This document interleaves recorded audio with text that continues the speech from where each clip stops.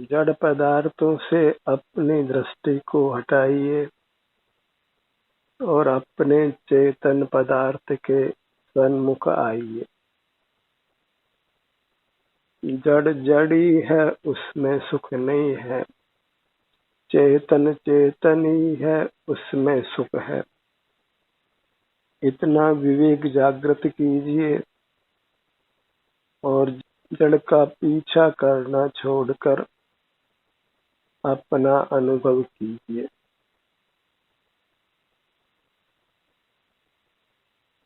मूर्त प्रदत्त इंद्रियों को काम लेना बंद कीजिए।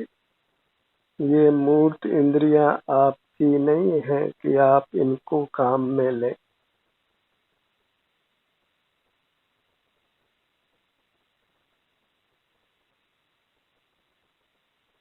ये निश्चित ही छूट जाने वाली है, इसलिए इनके आश्रय से जीने की आदत डालना अच्छा नहीं है। पेट से पांव तक ये आपकी इंद्रियों रहित जो मूर्त है वही छूटती नहीं है। वही आप हैं, आपकी है। अंतर्दृष्टि से उसके आश्रय से ही जीवन जीना प्रारंभ कीजिए। इसी आदत को आप सदा निभा सकते हैं। इंद्रियों का मिलना नहीं मिलना बिल्कुल हमारे हाथ में नहीं है। पर पदार्थों की आदत डालना अच्छा नहीं है, क्योंकि पर पदार्थों का मिलना स्वाधीन नहीं है। आपका मिलना ही सुनिश्चित है, इसलिए अपने अवलंबन से रहने की आदत डालिए। आदत अपनी बदल लो, हो गया भजन।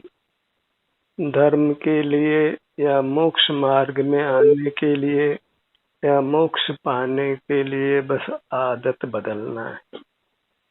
मूर्त पदार्थों का आश्रय करने की हमारी आदत रही है, उसको छोड़कर अपने अमूर्त काया के आश्रय से ही रहने की आदत डालना है। और यह तो करना ही होगा यदि हम संसार सागर को पार करना चाहते। तो करत करत अभ्यास से जड़मति होत सुजान। बूंद बूंद करके घड़ा भर जाता है, मोक्ष पद मिलता धीरे धीरे। आप प्रथम तो इस बात की श्रद्धा करिए कि मुझे स्वावलंबी रहने का प्रयत्न करना है। मूर्त पदार्थ जो मेरे नहीं है, पर पदार्थ हैं, उनको न विषय करना है, न अन्य प्रकार से उनको काम में लेना है। इसके लिए अंतरोन्मुख होना है, तो स्वतः ही परोन्मुखता मिटती जाएगी। यही एकांततः मोक्ष का मार्ग है। लोक में भी स्वाधीनता को मनाया जाता है, और ये तो स्वाधीनता का चरमोत्कर्ष है। जब हम अपने आश्रय से जी लेते हैं और किसी भौतिक पदार्थ की आवश्यकता नहीं होती, तो वह दिन, वह घड़ी, वह जीवन लोकोत्तम होता है। वही पारलौकिक जीवन है।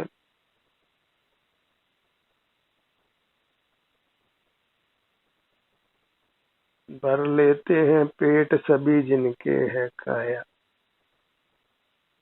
तो मनुष्य होकर भी बस पेट ही भरने का काम करता है, तो फिर मनुष्य होने की कोई श्रेष्ठता सिद्ध नहीं होती।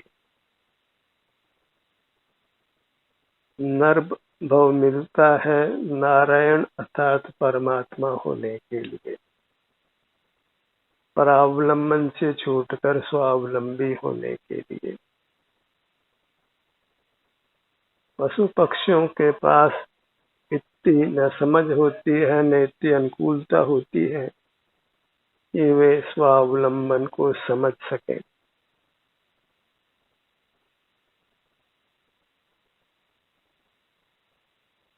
अंतर्दृष्टि कीजिए, अपना मुख अपनी ओर रखिए और देखिए आपको कैसी अनुभूति होती है। इस कार्य में कितना परावलंबन होता है।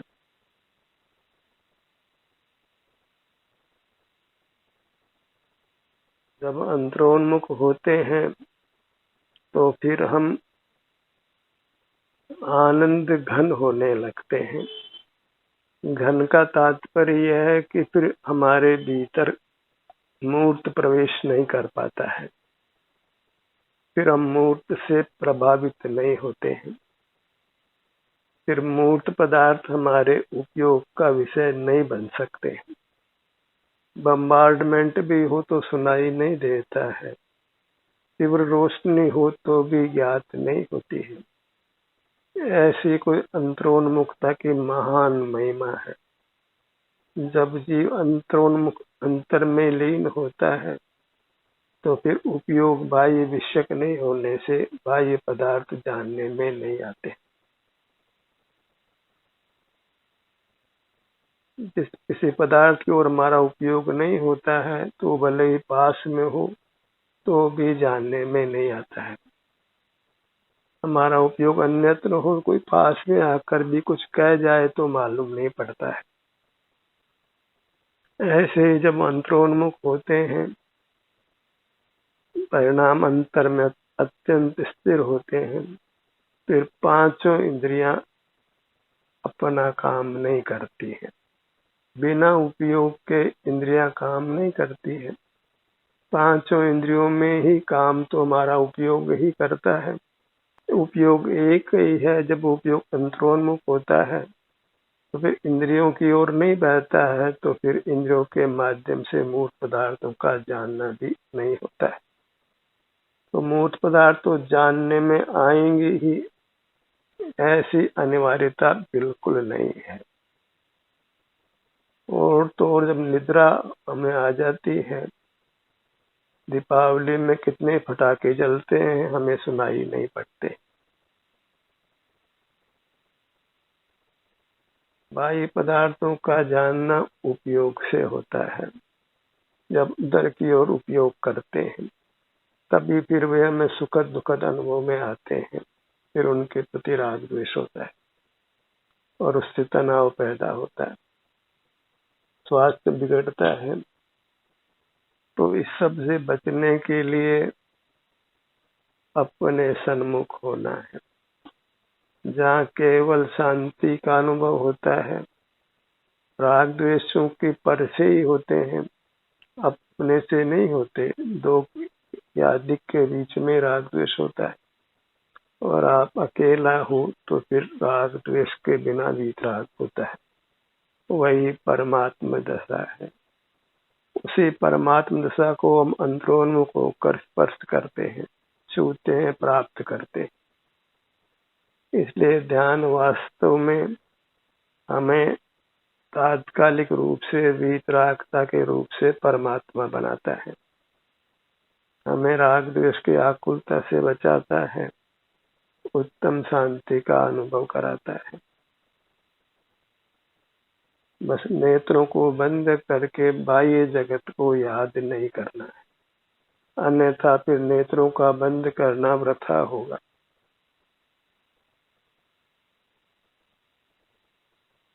अपनी मूरत भले ही दिखाई नहीं देती है, पर यहाँ सुख दुख अनुभव में आता है, आराम वेदना की स्थिति अनुभव में आती है। उसी से हमको हमारी प्रतीति होती है कि यह मैं हूँ।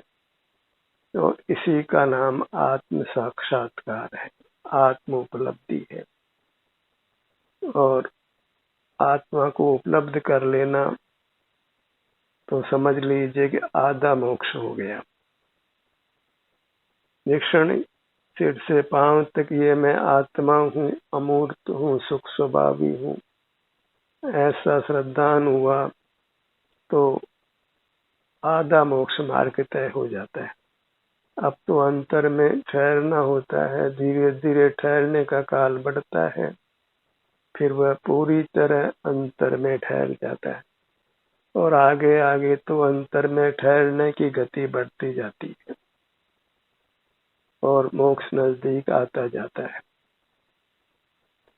जो कुछ दिक्कत है वो प्राथमिक स्थिति में ही होती है।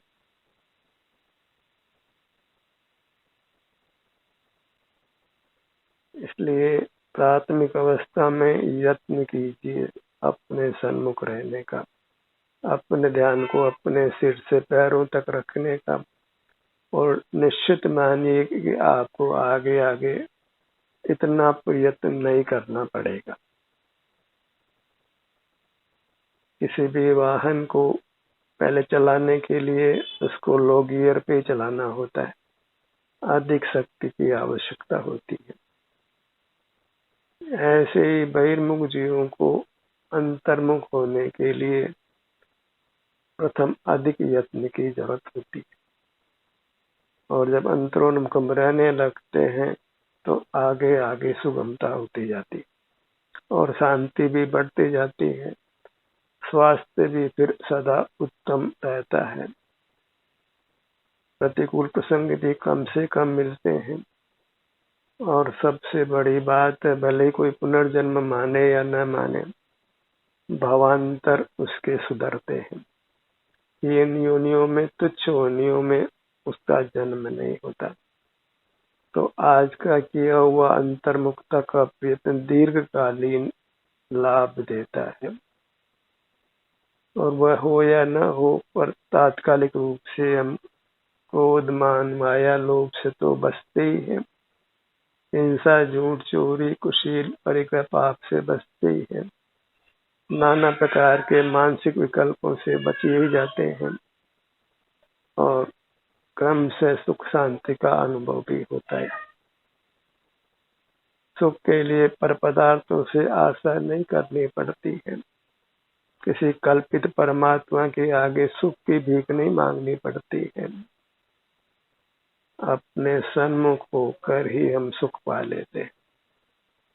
और मांगने से तो मरना भला है, चाहे मूर्त पदार्थ से सुख मांगे या किसी परमात्मा से। मांगना कहीं लोक में अच्छा नहीं माना जाता है। जो भी बैगर है वह सदा तिरस्कार ही पाता है। हमें सुख की याचना किसी से नहीं करनी है, कोई सुख दे भी नहीं सकता है। विषय सुख तो कोई सुख है भी नहीं, और विषय सुख भी तब मिलता है विषयों से जब हमारा स्वास्थ्य अच्छा होता है, और हमारा स्वास्थ्य होता ही जब अच्छा है जब हम किसी न किसी रूप में बहिर्मुखता पर लगाम लगाते हैं, अपने से युक्त होते हैं। और वास्तविक स्वास्थ्य सुख को तो हमने अभी देखा ही कहाँ है। जो जो हम अपने ध्यान को सिर से पांव तक रोकने में सफल होते हैं, त्यों त्यों हमें उत्तम उत्तम स्वास्थ्य और सुख का अनुभव होने लगता है, जैसा स्वास्थ्य और सुख लोक के अन्य प्राणियों को कदापि नहीं होता। इसलिए ये लाभ लोकोत्तर है, लोक के जीवों को इस लाभ की उपलब्धि नहीं होती। बाहर में सुख याचना करने के प्रयत्न में तो तीर्थ यात्रा करने के दौरान ही कितने लोग प्राण गंवा देते हैं, दुर्घटनाग्रस्त हो जाते हैं, पर अपने समीप आने पर फिर वहाँ सुघटना है, दुर्घटना नहीं है। क्योंकि पराधीन सपने सुख नहीं, और स्वाधीन सपने दुख नहीं। स्वाधीनता में स्वास्थ्य की उपलब्धि होती है, और स्वास्थ्य की उपलब्धि अर्थात सुख की उपलब्धि है। स्वस्थ व्यक्ति ही जीता है, अस्वस्थ व्यक्ति तो रो रो कर जीता है, सो मरने के समान ही है। अपने ध्यान को अपने मुखमंडल पर लाइए।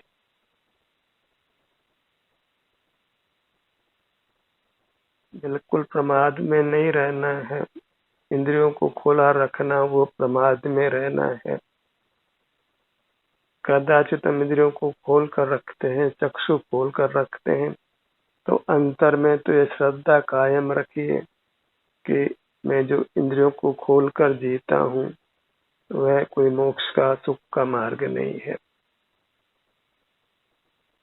मैं निश्चित ही मूर्त पदार्थों का आलम्बन है और स्वयं का आलम्बन नहीं है। वहाँ पराधीनता है, परावलंबन है, स्वावलंबन नहीं है। अपना मुखमंडल, जो मंदिरों में परमात्मा का मुखमंडल देखा जाता है वह तो स्पष्ट ही अचेतन है। उसमें परमात्मा की कल्पना मात्र है। परमात्मा उसी का नाम है जिससे आनंद की प्राप्ति हो। वो पर से आनंद की प्राप्ति कदापि नहीं होती। इसलिए वास्तव में अन्य जीव को परमात्मा नाम मिलता ही नहीं है। आत्मा शब्द ही अपने लिए होता है। ये मेरे आत्मीय मन अपने हैं। आत्मा हम हैं और कर्म से छूटकर हम परमात्मा होते हैं। और अंतरंग में तो वह सामर्थ्य हमारी सदा ही सुरक्षित रहती है। तभी तो कर्म का संबंध मिटकर हम परमात्मा होते हैं। तो परमात्मा का दर्शन माने अपना दर्शन। और अपना ज्ञान नहीं होता है, दर्शन होता है। अर्थात अपनी ओर मुख करने से हमें हमारे सुख दशा का संवेदन होता है। कोई आत्मा के आकार को रेखांकित करना चाहे अपने आत्मा के आकार को, तो कदापि नहीं कर पाएगा। भले वो अहंकार भले ही कर सकता है कि हाँ मुझे आत्मा दिखाई देता है, पर वह अत्यंत असत्य बात करता है, क्योंकि अमूर्त पदार्थ ज्ञान के विषय नहीं बनते और हम अमूर्त हैं। अपना अमूर्त पदार्थ जो मूर्त के बराबर है, बस उसमें आराम वेदना की स्थिति होने से हमें उसकी प्रसिद्धि होती है, उसकी प्रतीति होती है कि यह मैं हूँ। जहाँ जहाँ आराम वेदना की स्थिति है वहाँ वहाँ वह मेरे में है, तो वह मैं हूँ। इसको आत्मा को जानना नहीं कहा जा सकता है। मैं आत्मा का अनुभव किया, वेदन किया। जानना वास्तव में मूर्त पदार्थों का ही होता है, पर का ही होता है, पर मूर्त पदार्थों का। तो जानना तो सदा ही इंद्रिय ज्ञान का उल्लंघन नहीं करता है। मन से जानना, मन से विचार करना, वह भी, मन भी एक मूर्त पदार्थ है, इंद्रिय है, तो वह भी इंद्रिय ज्ञान है। तो जितना भी ज्ञान है उसकी पहुंच अपने तक नहीं है, और अपनी पहुंच तो बिना इंद्रियों के सहाय के स्वयं सुख स्वभावी होने से बाल गोपाल सबको स्वाधीनता से होती है। उसके लिए किसी इंद्रिय की मन की आवश्यकता नहीं होती। अपने में वेदना है, आराम है, ये स्वाधीनता से हमको अनुभव में आता है। इसलिए अपना संवेदन होता है, मूर्त पदार्थों का ज्ञान होता है, और ज्ञान के पक्ष में खड़े जीव को बस ज्ञान से मद होता है। वह बहिर्मुख रहता है और अपने संसार को पल पल आगे बढ़ाता रहता है। तो संसार को समाप्त करना हो तो ज्ञान का मद छोड़कर अपने में जो सुख शांति है सिर से पांव तक, उसी का अनुभव करके संतुष्ट रहिए। निजमयी प्रतिबंध बन निज में ही संतुष्ट रहे। आत्म संतोष से बड़ा कोई धर्म नहीं है। जैसे आप हैं, अपने को पाकर संतुष्ट रहिए। तो बाहर में तो 5 रुपए भी मिले तो संतोष कहाँ होता है, 5 के 6 करने की इच्छा होती। पर पदार्थों में कभी संतोष आज तक किसी को हुआ ही नहीं, हो सकता ही नहीं, क्योंकि वहाँ सुख की प्राप्ति नहीं होती। तो मृगमरीचिका की तरह आगे आगे और मिलेगा तो सुख मिलेगा, ऐसे भ्रम में ही जीता रहता है। और अपने को पाने में फिर वह तृष्णा नहीं होती है, क्योंकि अपनी वास्तव में उपलब्धि होती। दर्पण में पदार्थ झलकते हैं पर दर्पण को मिलते नहीं है। ऐसे ही हमारे ज्ञान में पदार्थ झलकते हैं, कभी मिलते नहीं है, बस तृष्णा उत्पन्न करते हैं। रेगिस्तान में पानी दिखता है पर पानी होता नहीं है, तो उसको पाने के प्रयत्न में मृत्यु ही पाता है। ऐसे ही पर पदार्थों में सुख सा लगता है, उसको पाने में हम बार बार मरते ही हैं। और मरना इष्ट नहीं है, दुख पाना इष्ट नहीं है, तो मूर्त पदार्थों का लोभ छोड़िए। मूर्त पदार्थों के ज्ञान का लोभ, सबसे बड़ा लोभ है वह इंद्रिय ज्ञान का लोभ माना जाता है। मूर्त पदार्थों को जानने की इच्छा सबसे बड़ा दुख वह है। और इच्छा पर जीत पा ली जाए तो समझ लीजिए कि संसार का अंत आ गया। मूर्त पदार्थों को जानने की इच्छा छोड़कर अपने सन्मुख होकर सुख शांति को भोगिए। ललाट के भाग पर आइए।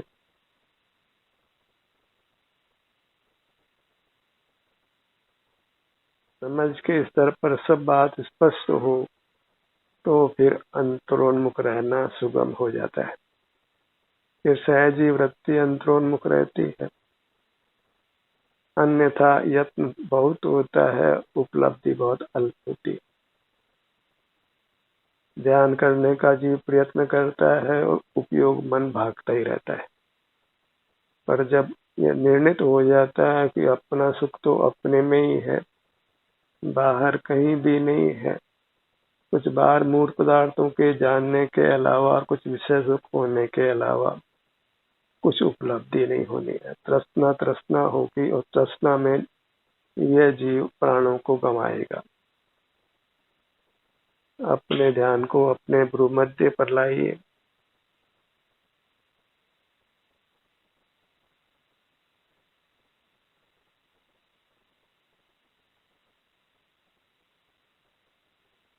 सावधानी हटी और दुर्घटना घटी।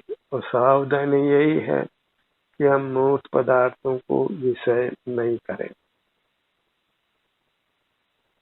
मूर्त पदार्थों को विषय करना ही प्रमाद की स्थिति है, और प्रमाद में रहना वही वास्तव में दुख में रहना है, क्योंकि प्रमाद से बड़ा कोई पाप नहीं है। जो अपने स्वरूप के प्रति सावधान नहीं है, जागरूक नहीं है, अपने सन्मुख नहीं है, तो वह सुख से वंचित है। और जो सुख से वंचित है वह दुख में खड़ा है, और दुख को कौन चाहता है। अपने ध्यान को अपने दोनों नेत्रों पर लाइए।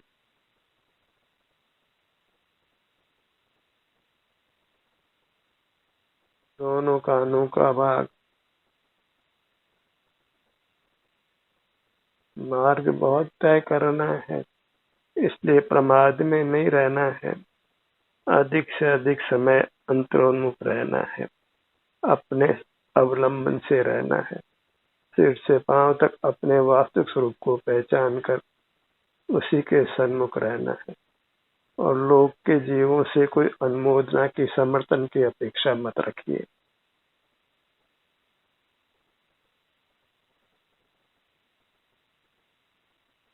नासिका भाग।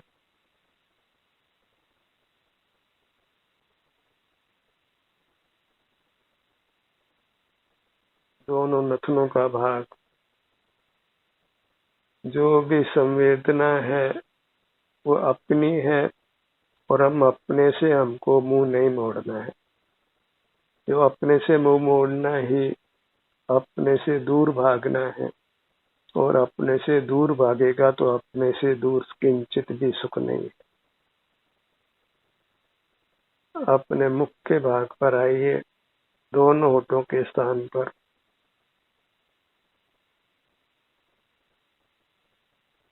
भीतर जीवा, ऊपर तालु।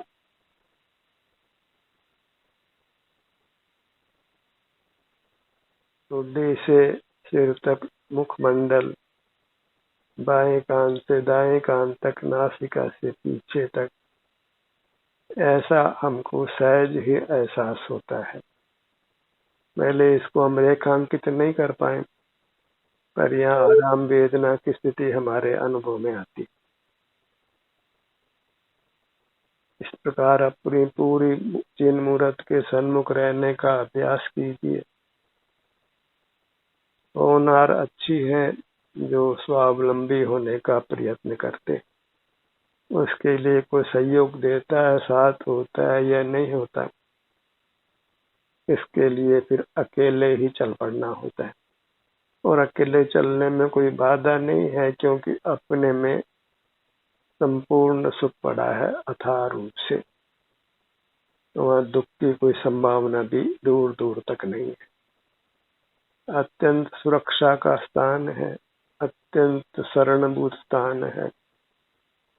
अपनी मूर्त महान पदार्थ है, उत्तम पदार्थ है, परमेश्वर है।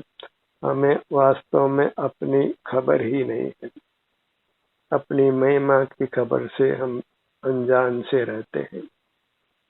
अंतरंग में परमात्मा होते हुए भी जैसा बंधन रूप मिला है वैसा ही अपने को मान लेते हैं।